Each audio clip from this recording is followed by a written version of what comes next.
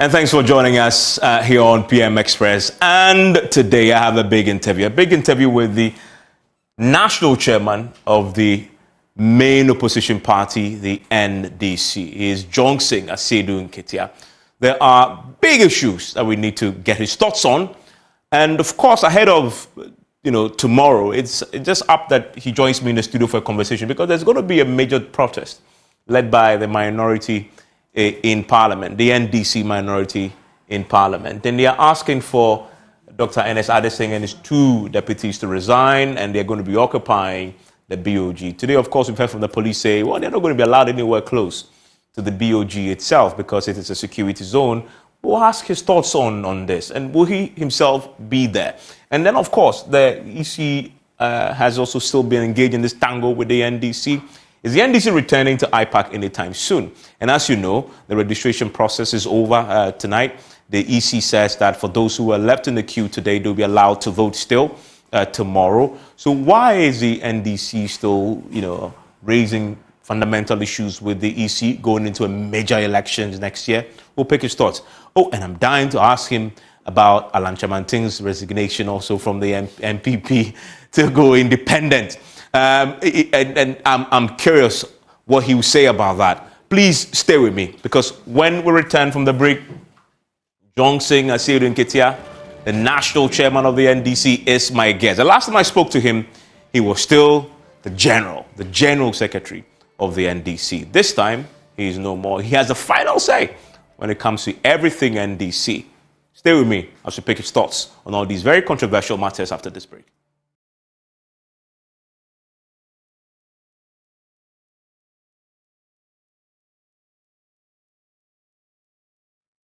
And thanks for staying with us here on PM Express. And PM Express is always brought to you by Syntex Tanks. It is strong, it is tough, Alobo Bitters, experience greatness in every moment, and Ghana AIDS Commission. And remember that no matter your water needs, Syntex Tank has it all. Syntex Tanks is first to introduce a double-layer tank, and now you can have as many layers as you want. Syntex Tanks is first to introduce the white inner layer tanks in Ghana, and we now introduce you to the customer specs order. We let you order any color and size of preference. Syntex Tanks gives you the longest warranty of 7 years, which no other tank gives you in Ghana. So whatever your water consumption, size of project or demand, choose Syntex Tank. We have agents nationwide. Call them on 0244-335-168 or shop online at syntexgh.com. Syntex Tanks, air strong, air tough. My guest in the studio is one man. He is Asiedu Nketia. He's a national chairman of the NDC. Asiedu Nketia, thanks for your time here on PM Express again. The pleasure is mine. Thank you. It's been a long while since we heard from the general. Yes. Where have you been? Is it deliberate to just go submarine on us? Thank you very much. I've been around, except that I have a different role now from my initial role as a general secretary. So I'm learning to, fit into my new role. As a general secretary, you are the chief spokesperson for the party. As a national chairman, you are not. And, when it comes to administering the office and to handle the day-to-day activities of the party, it's all on the laps of the general secretary. As a national chairman, you give policy directives and other things where, and of course, I have a responsibility to also help groom the younger ones and so on. So when there is a difficult problem, once in a while I come in to solve. So that's why you don't see me playing that very active role as the spokesperson of the party. Does it feel strange at all, considering that you spent, or we've in the media limelight, constantly being the face of the party and talking? All of a sudden, now you're a chairman, you have to take almost of a back row. Does that feel? How does it feel? The good thing is that I have an almost perfect replacement in the new general secretary, Fifi. So I think that he thinks on his feet, is, able to answer questions the way I've been answering questions, and some way, somehow, it's like we think alike.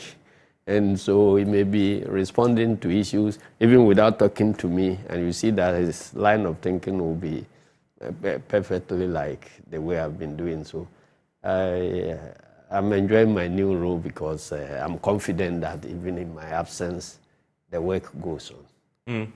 You're not afraid you may be forgotten? No, but I'm still the national chairman, and I come in once a while. I'm sure since you advertise my appearance, the number of people who will be waiting to hear me would be more than if I were speaking every day. And so that puts me in a different category. But before we proceed, Evans, I've been down the whole of yesterday and today because of the sad news that we got from, the passing of two stalwarts of my party, and then another person I'll consider to be a mother figure, that is Mrs. Kufuor. I mean, first day in October, 3 of them just vanished like that. So I've been down.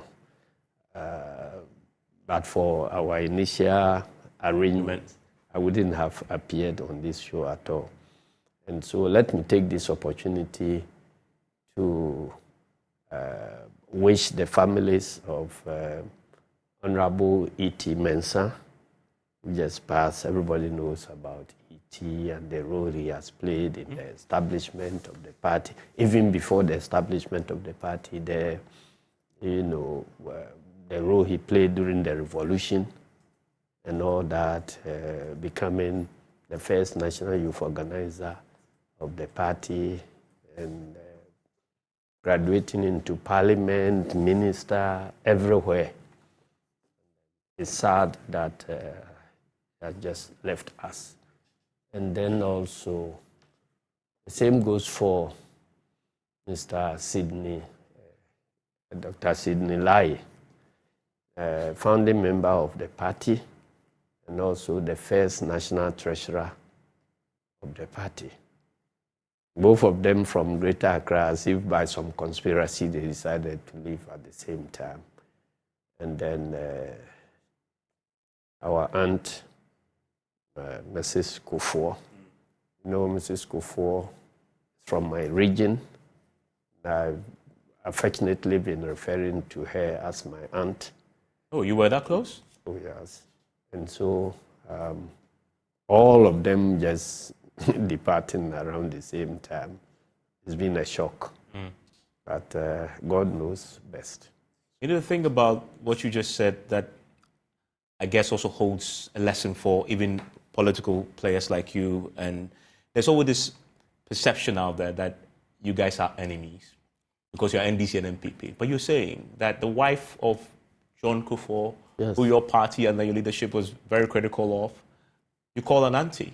Yes. And that should tell people that not all that you see, you hear, that you guys are friends also, that you also relate at that level. And I think that's a very important message to send across tonight. Oh, we do. It's not about Auntie Teresa alone. I mean, Honorable J.H. Mensah was even closer to me than Auntie Kufuor. And I think that many MPP people can attest to that. In our region, we find a way of relating very well to each other. So if you are a senior person in the political realms in the region, you are respected across the spectrum. And so some time ago, we held Monufie as the leader of the region, sort of. Then it came to the turn of Osua Champong, and then J.H. Mensah. J.H. Mensah were fighting on the floor like mad. But immediately after the meeting, he would say, my nephew, let's get to the office. Yeah. And we go and drink wine. You know, whatever we discuss there remains indoors. And so, since his retirement, from his retirement to the time of his demise, I was one of the closest people to him, and even the MPP people attested to it. I was always cautioning them that if you don't get to close to my uncle and take care of his needs in these last days, the day he will pass, I'll block you MPP people from attending the funeral. And we're like that. So, that is that. There's humanity before politics. Politics. That's a very important quote. There's humanity before politics. And I'll take that from this conversation with you. And as you've heard, may their souls rest in perfect peace, as I say. And we acknowledge that. And our condolences to the family of the bereaved as well. Let's get to business then. Tonight is the eve of a major demonstration. It's been a while since the party pulled all its resources. I've seen a statement from the youth wing asking the country to show up and demonstrate. Are you going to be there tomorrow yourself? Sure, I'll be there. But why are you doing this? The Bank of Ghana governor is just the governor of the central bank. They are actual managers of the economy. The finance minister, the president. Why target the central bank governor and his deputies? The issue that we are talking about has to do with the mismanagement of the central bank. That's all. It is the central bank governor's decision to print money or not to print money. And if you run down a bank, you don't go blaming people outside. So we are saying that the governor has mismanaged the nation's central bank. We don't see any reason why he deserves to remain there. If in the private sector, if you can't perform, you leave. And so if we take state business like you can mess around and nobody holds you accountable, no wonder that we are not growing. We seem to be marking time. We one step forward, two steps backwards, and so on. And I think that this demonstration is more for the youth because it is their future that is being mortgaged. You know, all of us, we are getting to the 70s and so on. Very soon we will all be gone. But the youth who are coming up now, if you mess up, you accumulate debt, you mess up, the assets of the nation and so on, and you leave. You are handing over a messed future for the youth. So that is why we are calling on the youth to rise, to defend and protect their future. So it is more about the future. If you look at the specifics, though, this really was triggered by the publication of the audited accounts of the Bank of Ghana that revealed that huge 60 billion black hole on their books. The Bank of Ghana has explained that it is fundamentally down to the domestic debt exchange, and they had to take the bulk of the hit to save the financial sector. You don't accept that explanation at all? Has the financial sector been saved? Well, they actually have said that it could have been worse. It would have gone the way of Sri Lanka, for example, where the entire country economy would have completely collapsed. So, from the time they took over and created the impression that the banking sector was collapsing, so instead of deploying 9 billion to save the banking sector, they thought that they must perform some magic to save the banking sector. And so they had to spend 22 billion to save the banking sector. So if after spending the 22 billion, the banking sector is still not safe, and you go to, print much more money. But they deny that. Remember, when the money was being printed, they were asked in Parliament, and they denied it. But they still deny that they printed money. So why are we where we are? They didn't print money. Why are we where we are now? So you see, the last time, you remember the last time we had an interview, I told you that our problems boil down to lack of credibility of our leaders. In this case, are you referring to the Bank of Ghana governor? No, I'm saying Generally. our leaders in the country. Because we are creating the impression where when a leader says something is black, you cannot trust that the thing is black. When any of the leaders greets you good morning, you have to look at the position of the sun before you respond, because you are not sure whether it is actually morning or evening. And if you run any democracy like that, you'll be where we are. And that is where we are. And so we need to deal with the confidence crisis. Anything, when you catch somebody with his, hands in the pie, and you say you are eating the pie, you say, no, I've never touched the pie. So who do we believe now? They printed the money. And they are still denying that they didn't have been. And that raises a question. This, ironically, is led by the minority in Parliament. Mm-hmm. They have the power through Parliament, especially now the Parliament is very evenly poised, to use the parliamentary processes to investigate this and actually get accountability. Why aren't they using protests that will not really yield, me and you know, being realistic? That there's no way the Bank of Ghana governor, after tomorrow's protest, is going to resign because Asiedu Nketia and the minority hit the streets to protest. Well, let him remain there. But we would have made our statement. But wouldn't you have achieved far more if you use parliamentary authority to probe? When they use the parliamentary authority to probe the finance minister and the health minister, what came out of it? They are still at post. It boils down to intransigence of the president. You see, if you are in a democracy and you get leaders who think that they are there not because of the pleasure of the governed, but they are there because they have an entitlement to be there, and then they can do what they want,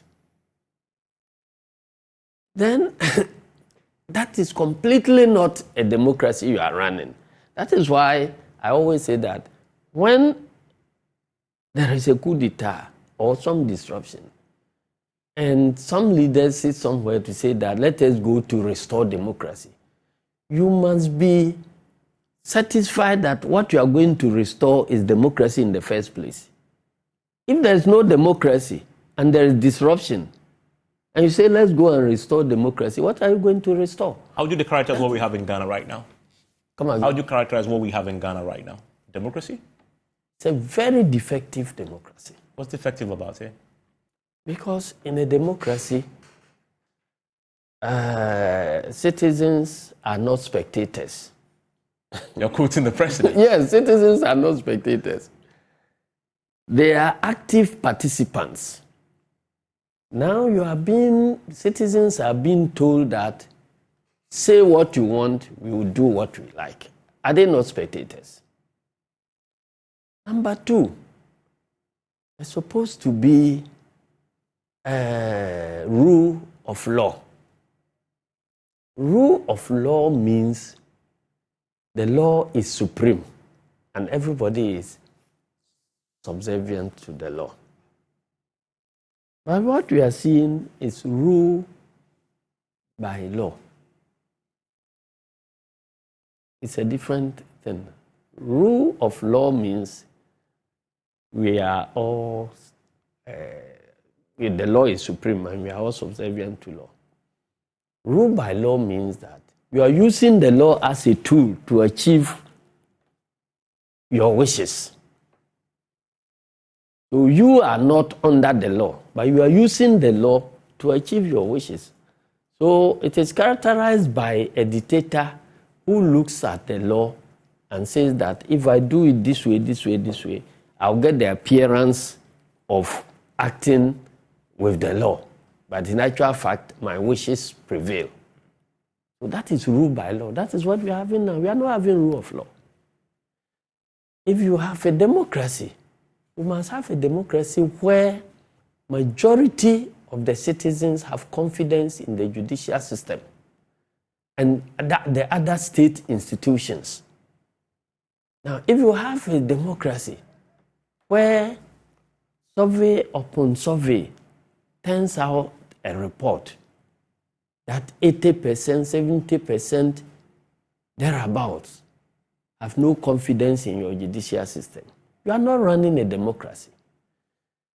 Democracy hinges on self-determination. Self-determination meaning that you choose your leaders. Well, we have that now. When they are wrong, you fire them.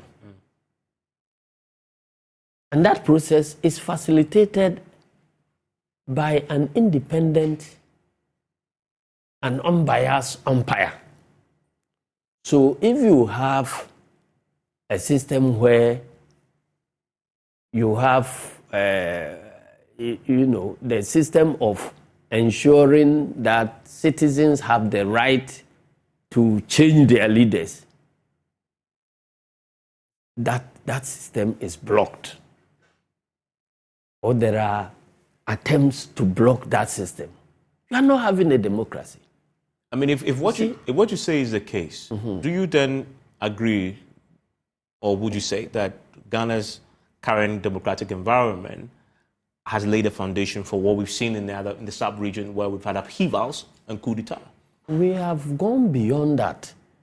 The only thing that is saving us is the tolerance of Ghanaians. You mean that Ghana is ripe for a coup d'etat? I'm saying that it's more than ripe for a coup d'etat, but the only thing, if you go by our own history, you see that the things that have led to coup d'etat in this country were even less than what is happening now. But the only thing that is saving us is the tolerance and our collective history. That there may be situations that you don't like, and you may be tempted to think that nowhere can be worse than where we are now. So let us disrupt. You disrupt. You have some relief, but the relief will be short-lived, and the relief can lead you into another problem, where the new leaders will also be equally intransigent. So it means that you have not solved the problem. And that knowledge by Ghanaians is what we are hanging on now. So the way out to save the democracy is to use the tools available. Like protests, is what you suggest. Protest is one of them. Criticizing state institutions and making sure they do the right things. It's also one of them. So that is a way of helping us to save the democracy. And for people to get up and speak out. Although the protests aren't yielding any real hard results. No, in democracy, changes don't occur abruptly. They yield results in the long run. But that is the democratic means. The alternative is disruption. And so these protests, they act like a diffusing mechanism that will help people to diffuse their anger, rather than leaving the pent-up feelings to blow up and destroy the democracy. Let me ask realistically. So any government that thinks that by suppressing protests, you are protecting our democracy, it's the other way around. But this government has actually encouraged the protests. Have you seen any suppression? No, they are not. Yes, there are suppression of protests. Why are we where we are now? When was this protest planned? Look at what happened at a jolobi or whatever. Yes, the Look Fix at the what Country happened. protest. But in your You case, journalists were all rounded up and put in buses. But in your case, the police You understand? have used the courts, which is also a democratic instrument. Look at how the courts approach their work. That's why I'm saying that when you're talking about democracy, first of all, if the people have confidence in the judicial system, you can have a dictator. But the ordinary citizen thinks that once I muster courage to seek vindication of my rights in court, I'll get a proper hearing. You think that's not there now? And I'm not saying it. Go and look at the the survey reports that have been churned out over the years. The confidence in the judicial system keeps deteriorating according to the surveys. That is not what Asiedu Nketia is saying. It is about the perception that exists in the system that needs to be dealt with. Let me ask a direct question. Tomorrow's protest, do you realistically believe your protest will get the central bank governor to quit? I'm saying that he can remain there, but let the protest happen. Okay. The police let him receive our petition that this is what this group of Ghanaians are saying. The police tonight did a press conference and said that the central bank area is a security zone. So they're not going to allow you there.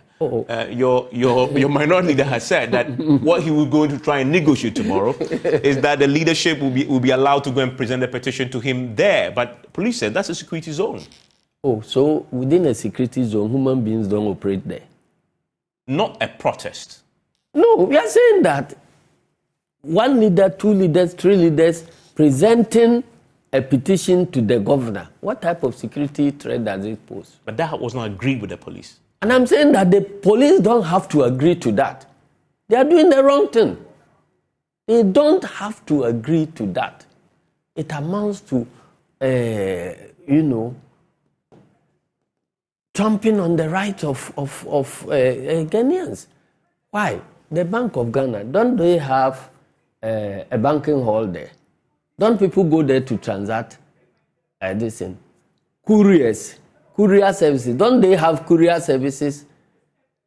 Couriers who go to deliver documents and other things. If one person, two persons, or three persons are going to deliver a letter, how do you come out to say that is a security zone?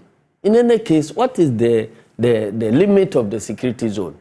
Does it cover Makola and all those areas? Are there no shops adjacent to the central bank? So those who go there to transact businesses at those shops, do they pose security threat? And in any case, when you are talking about a bank, monies in the bank are not heaped in the banking hall. There's a vault where these monies are kept. But everywhere. And so if anybody, I heard some military person speaking. Yeah. I didn't understand him. No, but everywhere in the world, the central bank's vicinity is always considered as a security zone. Yes, it's a security zone, but people operate there. Yes, true, but not protesters. No, but we have said that, look, tell us where the security zone ends. The protesters will end there. But a delegation that is going to present a petition to the governor. Did the police reject that suggestion to ask? That is what they are claiming. I heard some military person speaking and saying that nobody can do that. Who says that we are in a military regime? Why should it take the military people to be dictating to us here? So why did we get into a constitutional regime in the first place? Have you negotiated this with the Bank of Ghana, for example, that you'll be presenting a petition to the governor and you want the governor to come down? The governor is a public officer. It is the responsibility of the state to alert him to come and receive the petition. So, you see, Evans, when we were in the university and we were students and were fighting champon military regimes and so on, students, there was a regular protocol. Students are going on demonstration. Soldiers should go from Burma camp, go and beat them up and all that. And there are cases where some of the students are killed and all that. Then, when we go to the revolutionary era, it came to a point where the lives of Professor Kyerematen, then not a professor, but other big brains, they sat down and said that, so this thing we are always fighting with students and so on. What happens if students want to demonstrate and you allow them, they demonstrate from morning to evening and they close and go back to campus? What happens? Nobody gets hurt. But that makes the government unpopular. Are you talking about you are telling me that protests don't have any effect? So are they stopping the protests because they think that will make the government unpopular? If that is the case, then the government knows they have done something wrong. So why won't you listen to what the people are saying? So if you are scared about your unpopularity because somebody will comment on a bad thing you have done, wouldn't you be safer if you stop doing that bad thing? So I get it then tomorrow. So the very reason why I think protests work, and the very reason why in a democracy, protest is a very important tool to put government on their feet, is that when the government realizes they are doing the wrong thing and there is a protest to alert them to abandon that wrong thing, if they don't stop that, it will make them unpopular. So that is a way of calling the government to order. Is that your ultimate goal tomorrow? No, I'm saying that, no, we are saying something is wrong. Correct it. If you correct it, when these reports came, and we were all calling, civil society, everybody was calling that, look, we cannot keep the same people there who mess us up and hoping that they are the people who turn the economy around. So get rid of them, put other sets of Ghanaians there and let them implement new changes. You restore confidence in the system. You seek accountability. The person who has done something wrong has suffered some consequence. So if you put the replacement there, you know that if I don't also perform, I will go. So they will perform. So if you I'm happy that you are now turning around to accept that after all protests. Well, I'm just asking a question. No. You said that protests will make government unpopular. All that is the point. Because of that, right? That is the point. Because if the government does the right thing, there will not be protests. Yeah. But if they don't do the right thing and the attention of the population is drawn to them by the protests, which will make them unpopular, next time they won't do the wrong thing. To some other very important subject. Tonight, the limited voters registration exercise ended. When, I'm just curious, this is just out of curiosity, when is the NDC returning to IPAC? We are saying that there is no IPAC. Oh, but your other political parties have been attending IPAC. What is happening? The political parties that have been attending IPAC, are they not the ones who are joining us now in court against what Electoral Commission has done? They do that, but they still go to IPAC when IPAC is. No, I'm saying that they went to IPAC, plan about what to do with this voters registration, and everything they decided upon. Electoral Commission came out to announce the opposite of whatever they have decided. And so that is why they are in court with us. So between those who went there to waste their time and those of us who didn't go, we use our time to do something else. Who has benefited and who has lost something? So you're not going to go to IPAC? No, I'm saying that you can't, everything you do, there must be an objective, there must be a motive. If the motive behind IPAC is for us to go and seek consensus, and you have come to the conclusion that that consensus cannot be sought at the IPAC, you are wasting your time going to sit there. Okay, so, I mean, just for clarity, the NDC will not be participating in inter-party advisory committee meetings? No, we are saying that it is a way to draw the attention of the Electoral Commission to revert the IPAC to its original intentions. The moment it is done from this program, if it is announced that now IPAC will be a consensus building forum, tomorrow morning we will be there. You understand? So we are not saying that we hate IPAC or we hate Jim Mensah or we hate any other person. We are saying that if you are calling us to school, it means we are going to study. If you go to school and then you don't study anything, you go there and they say we are coming to do something else. Would you continue going there and your parents be paying the school fees? No. That's the reason why IPAC was established. So let us go back and use the IPAC to be building the consensus. But if IPAC is not going to be used to build consensus, then that meeting is not IPAC. What's your verdict on the limited voter registration exercise that ended today?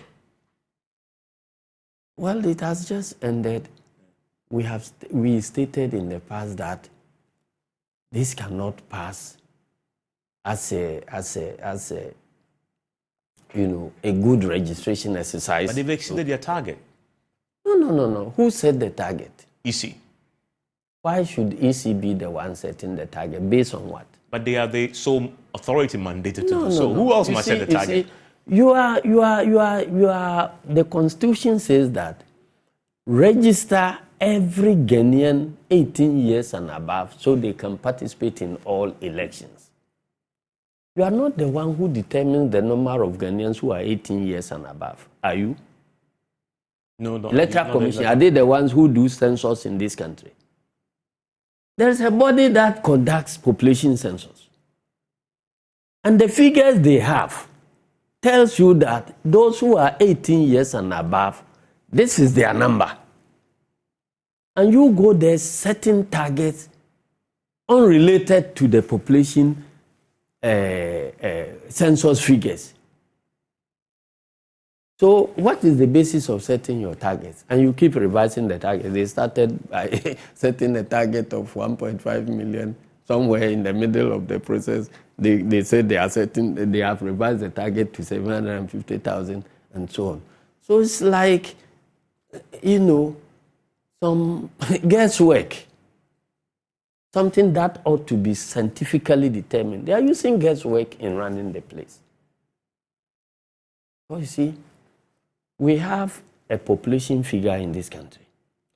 We have a constitutionally authorized body that is responsible for counting the number of Ghanaians in this country. The same way that you are a constitutionally authorized body to capture a certain segment of the population that has been determined by another body and give them the registration to participate in elections.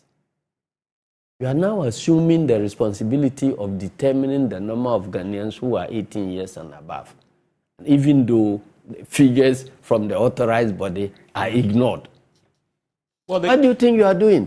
There is a population. You can do your calculations here, even without going to statistical service. And to tell you what, when IPAC was really IPAC, before we undertook any registration exercise, the Electoral Commission first writes to the statistical service to give you the data on the registrable population. Then this one is brought to IPAC, and we all are aware that these figures are not being cooked by Electoral Commission. These are the statistically determined. Well, the EC would definitely set in those numbers. Would have used. I'm saying that they are not using the numbers. Look, every year. But yet we are not cooperating with the EC, so you will not know if they've done it. Why? Statistical service. So can't you go there as Evans Mensah and write to them that I want to know the number of Ghanaians who 10, 18. I can't. If the EC had done so, the NDC would not know. They haven't done it because we have done it. We have gone there. It's an open source. You can go and take the data. We know it. And you know the population of Ghana.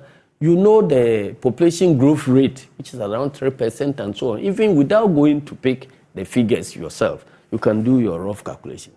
And by Electoral Commission itself, the last time they did the registration exercise, they are expected to do registration every year.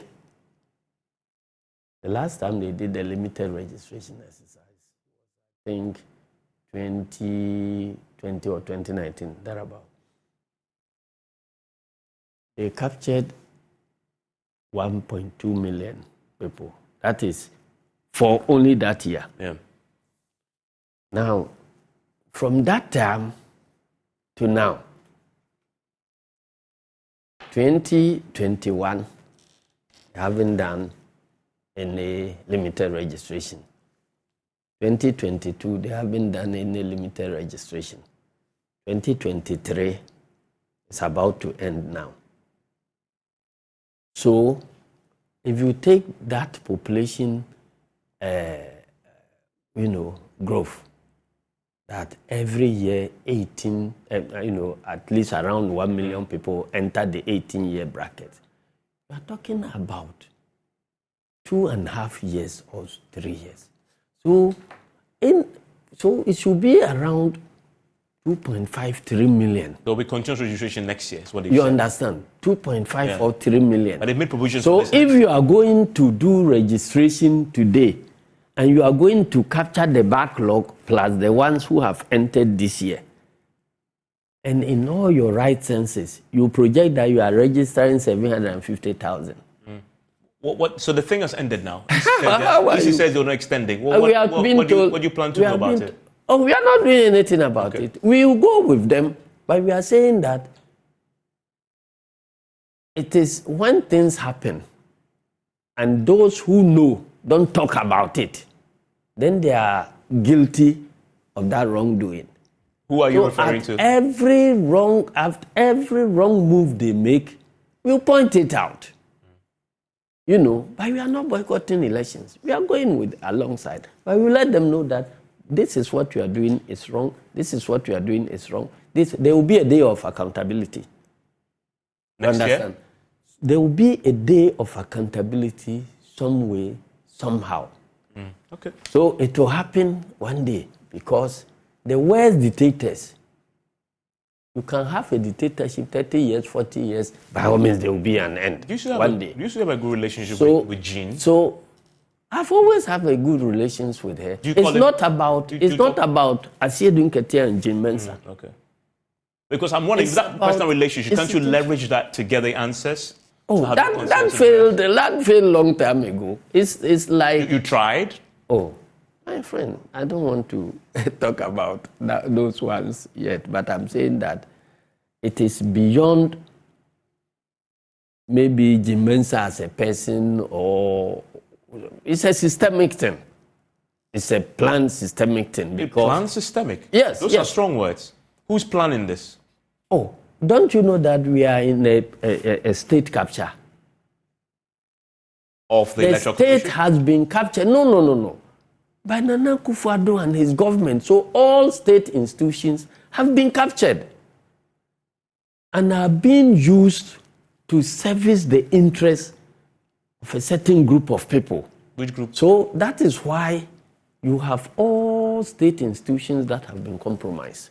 If you have a democracy where all the state institutions have been configured. Is it all of them? Almost all. I mean, I wouldn't say all, maybe almost all of them have been configured away from serving the interests of the nation to serving the interests of a selected group of persons. That is what you call state capture. And the EC is a victim of this? Sure. Why? Have you heard in this country where a communication officer of a political party being appointed as a commissioner to come and umpire an election involving his party and other political parties. It has happened now. Well, you fought this last and week. Yes, it didn't go anywhere. But that is the point. So we will always be raising. It poses a threat to next year's elections. Issues. I'm saying that, look, I'm happy that this last time, CDD, this last Occupy Julobi, some journalists were also rounded up.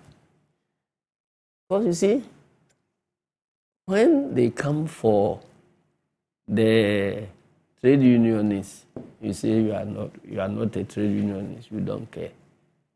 They come for the Jews, you say you are not a Jew, you don't care.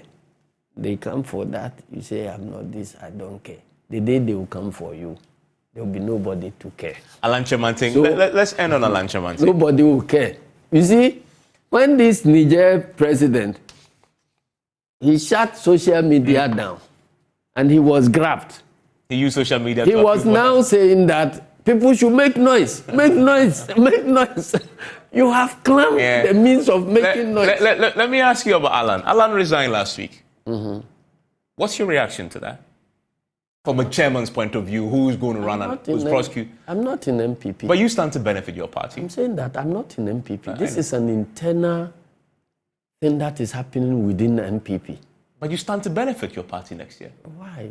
No. Ghana stands to benefit. Really? How?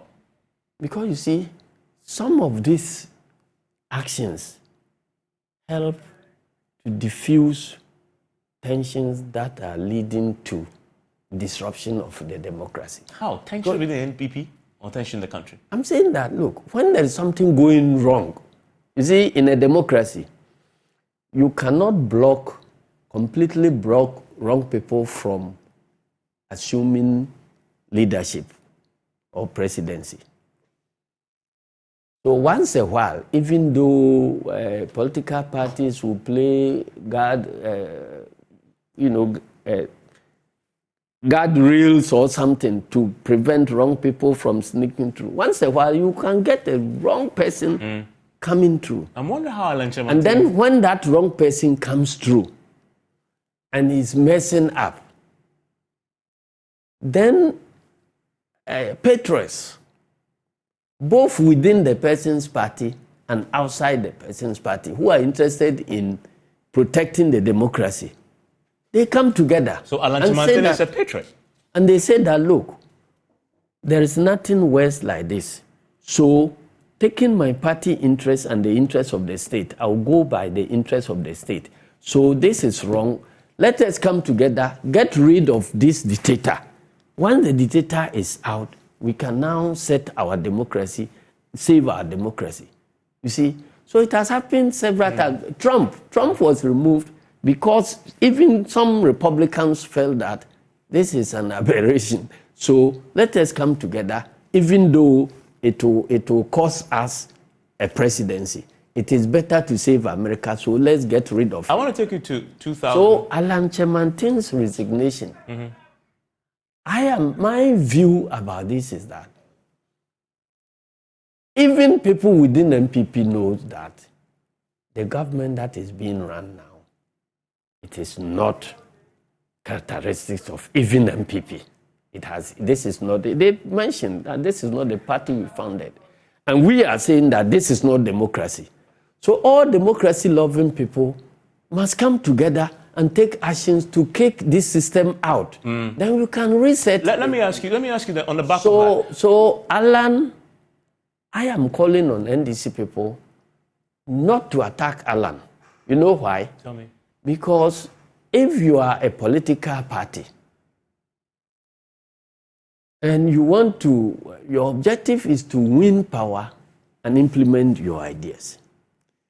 And so if there is somebody in power and another person you are in opposition, another person is in opposition, whether you meet them, the other person in opposition or not, you are all working towards the same objective of removing the one in power, because it is after the person in power is removed, that whether Alan will be there or NDC will be there or somebody else will be there, that person must go. And so anybody who is in opposition and fighting along the same lines as you are doing, it will be wrong for you to be attacking that person. You are wasting your bullets. You understand? But already some in your party have already attacked him already, have called him out. No, I am saying that it's a wasted effort. It's a complete waste of focus on the MPP. Because if you go and attack Alan now, and Alan gets destroyed or crippled, how does it bring you to power? So attack the people who are in power. Whether Alan should have left earlier or later or whatever. Achieve the same goal you just mentioned. Alan? Alan is calling on NDC supporters to vote for, MPP supporters, to vote for their parliamentary candidate. So how do we cooperate with him? He is working because our objectives, coincide at some point. So we don't, the same way, you see, when I became General Secretary first, NDC was split. And then you have DFP. And they were spending their time attacking us, and our communicators were fighting back when President Kufuor and his government were there on holiday. I did a press conference and said that, look, this is a wasted effort because DFP is not in power. We want to go be in power. So let them fight to be in power. If they are really interested in forming a political party that will assume the reins of government, they should know that we are not their target. Because even if they destroy NDC, it cannot put DFP in power. So they should be attacking the one in power. We will also be attacking, if they are attacking from the front and we are attacking from behind, we are all trying to remove the same that objective. Government. You understand? Whether we are opponents or whatever, that coincidence of this thing puts us together. So we are comrades in arms. So we shouldn't waste our time attacking each other. So when they stopped attacking us, and we stopped attacking them. We all fought and removed President Kufuor's government at that time. So today, as many people as are leaving MPP, whether they are complicit in what has happened so far or not, at least they have seen the light and they say, we are now coming out to fight our own system. They shouldn't be the target of our attack. Asiedu Nketia. Yes, sir. Tomorrow, we'll be there to cover the protest. Yes. And we'll see you on the ground. And sure. But because this is a protest that is led by the minority. The minority NDC in parliament. And so that is why we have to show that solidarity. And we are calling on not even NDC people alone, the youth of this country whose future is being mortgaged. We are going in solidarity of the youth. Well, we're going to be covering that for you. So stay with us tomorrow from the morning all the way till the end. Enjoy the rest of your evening.